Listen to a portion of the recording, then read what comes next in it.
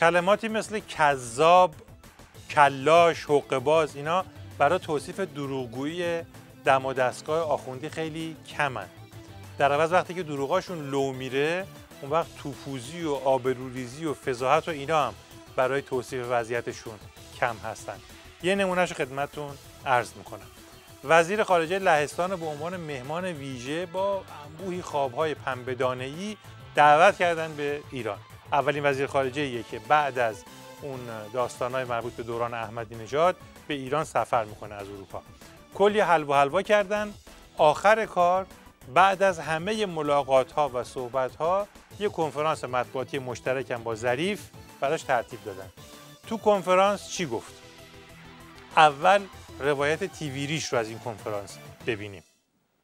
وزیر خارجه لهستان هم درباره گسترش روابط دو کشور در زمینه‌های فرهنگی و علمی اظهار امیدواری کرد. وزیر خارجه لهستان که برای دیدار با مقامات کشورمون به ایران اومده، دیروز قبل از شروع دیدارهای دیپلماتیکش به اصفهان رفت و از مراکز تاریخی این شهر بازدید کرد. خب پس همه چیز خوب و خوش و خرم بوده، ابراز امیدواری هم برای گسترش روابط دو کشور صورت گرفته و همه چی حله. حالا صحنه واقعی رو ببینیم. Chciałbym jeszcze dodać, że wspomniałem panu ministrowi o tym, że wczoraj z Isfahanu próbowałem się zalogować w internecie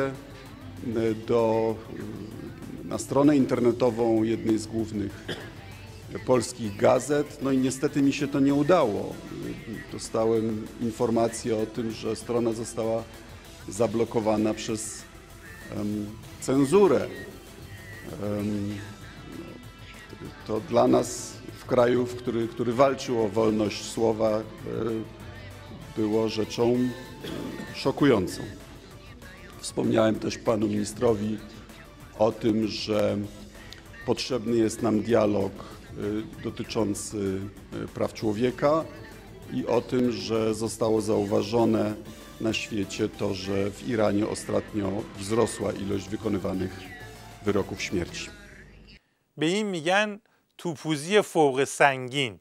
الکی نیست که این ظریف همینجوری کمر درد میگیره دیگه. اگه اهل قصه نیستی ای که شادی رو نگاه کن صدا صدای